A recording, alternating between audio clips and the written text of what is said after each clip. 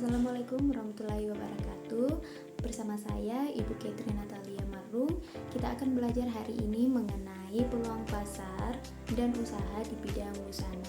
Kita akan masuk ke topik yang pertama, yaitu pengertian usaha. Jadi pengertian peluang usaha yaitu semua ide, prospek, perencanaan maupun kesempatan lain untuk suatu usaha yang sedang dikembangkan atau akan dimulai.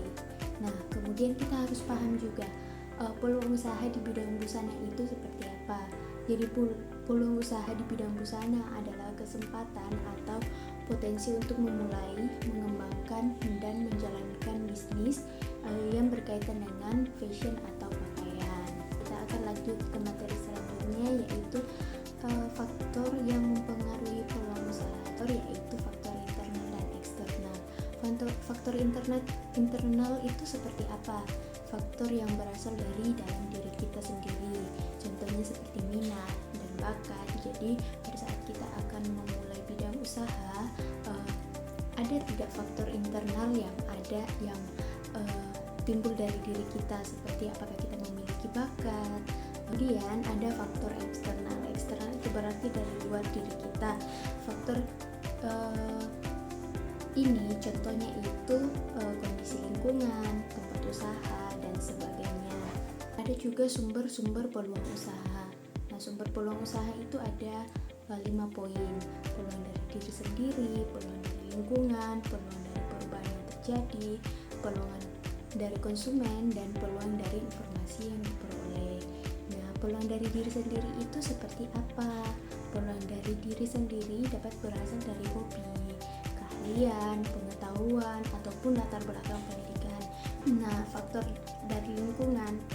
Peluang usaha dari lingkungan dapat diperoleh dengan mengamati, mendengarkan berbagai masalah dan kesulitan di lingkungan sekitar kita.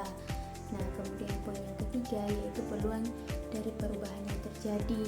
Yang dimaksud itu peluang usaha yang dapat diambil dari perubahan yang terjadi. Misalnya perubahan gaya hidup, teknologi komunikasi, lingkungan, musim, tingkat kebutuhan. Dan poin keempat, peluang dari konsumen. Misalnya contoh, saran, keluhan, permintaan khusus dari konsumen dapat dijadikan sebuah peluang usaha. Nah, kemudian ada sumber yang terakhir, yaitu peluang dari informasi yang diperoleh. Informasi yang beredar di masyarakat tentang perubahan tren gaya berbusana dapat dijadikan sebuah peluang usaha dengan menjadi korektivitas atau menjadi penghubung antara kebutuhan dan pemenuhan kebutuhan. Apa sih analisis SWOT itu? Nah, analisis SWOT merupakan analisis peluang usaha yang dapat dilakukan sebelum memulai usaha dengan menggunakan analisis SWOT ini. Nah, analisis SWOT merupakan teknik untuk mengevaluasi berbagai aspek dalam usaha guna menentukan strategi bisnis yang tepat. Jadi SWOT ini singkatan dari Strength, Weakness, Opportunity, dan Threat. Nah, strength sendiri merupakan kekuatan. Jadi kekuatan apa yang kita miliki?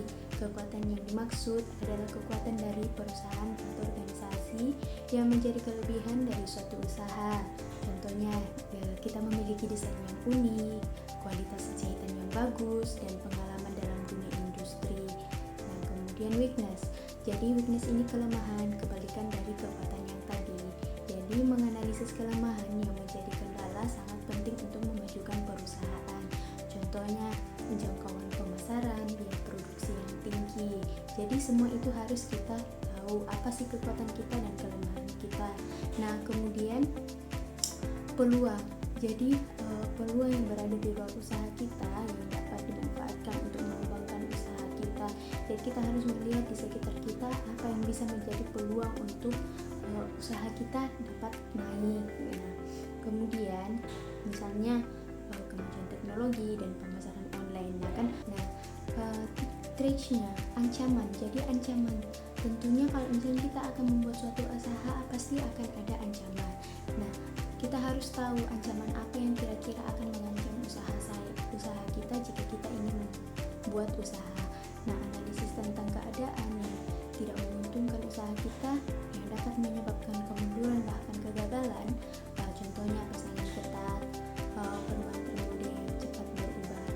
kemudian kita akan masuk ke pembahasan berikutnya, yaitu jenis usaha di bidang busana.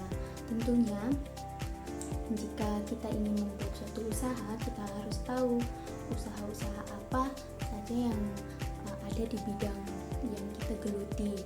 Nah, misalnya kita di bidang busana, kita harus memilih bisnis yang akan dijalani dapat menyesuaikan dengan karakter, bakat, keterampilan, atau hobi yang dimiliki. Berikut ini merupakan contoh ya jenis usaha busana yang perlu diketahui ketika melakukan pemilihan bisnis. Nah, ada yang pertama yaitu usaha jahit perseorangan, ada modiste. Pengolahan modiste masih sangat sederhana, hampir semua pekerjaan dilakukan sendiri, mulai dari mengukur, memotong, menjahit, hingga menyelesaikan. Alat yang digunakan juga sederhana dan terbatas, pada alat mesin atau standar minimal ya. Jadi modiste ini merupakan usaha jahitan. Jadi banyak orang yang menjahit itu baru mulai perseorangan itu disebut modiste ya. Nah, kemudian ada tailor. Tailor ini khusus untuk busana pria ya. Kemudian ada haute couture. Nah, haute couture ini merupakan usaha di bidang busana yang memiliki kualitas jahit tinggi ya. Jadi kebanyakan itu dikerjakan secara manual. Nah, kemudian ada atelier. Nah, atelier berasal dari bahasa Prancis. Nah, itu seperti kita lihat di gambar ya. Di sini atelier menerima jahitan perseorangan, menerima orderan dalam jumlah besar, dan juga menjual busana jadi. Jadi itu bedanya dengan modiste ya. Kemudian kita lanjut, ada butik. Nah, butik merupakan toko menjual pakaian yang jadi dan lengkap ya. Jadi butik ini sudah lengkap dengan aksesoris-aksesorisnya, pelengkap-pelengkap busananya. Mereka juga produksi sepatu, tas, bahkan aksesoris seperti kalung, anting. Nah, mereka itu semua produksi. Kemudian ada factory outlet. Nah, factory outlet merupakan istilah yang dipakai untuk toko pakaian yang menjual pakaian dengan brand merek. Jadi factory outlet ini mengumpulkan beberapa brand-brand, terus mereka jual di dalam satu toko. Nah, kemudian konveksi. Konveksi ialah usaha di bidang busana, jadi dengan skala besar atau massal dengan kualitas busana menengah ke bawah. Dalam proses produksi, ukuran busana ini tidak berdasarkan pesanan pelanggan, melainkan menggunakan ukuran standar seperti S, M, L. Jadi dalam produksi konveksi, produksi busana itu menggunakan ukuran standar ya, tidak menggunakan ukuran badan pelanggan. Nah, kemudian jadi usaha yang kelima yaitu garment ya. Garment dapat diartikan sebuah bisnis usaha yang bergerak di bidang pembuatan pakaian dalam skala besar, dikelola dengan sistem manajemen dan juga sistem administrasi yang terstruktur dengan baik. Nah, kita dapat lihat ya di gambar ini semua pegawainya menggunakan seragam, alat perlindungan diri yang baik. Nah, ini membuktikan bahwa mereka serius dalam produksi busana. Jadi standar mutu produk di garment sangat diperhatikan, sehingga setiap divisi pengerjaannya masing-masing memiliki polisi kontrol. Oke, jadi sekian presentasi dari Ibu. Semoga apa yang akan menjadi pembelajaran hari ini dapat bermanfaat bagi kita semua. Nah, ada motivasi yang saya akan berikan, yaitu berani mencoba, berani gagal, dan berani bangkit lagi. Good luck. Terima kasih.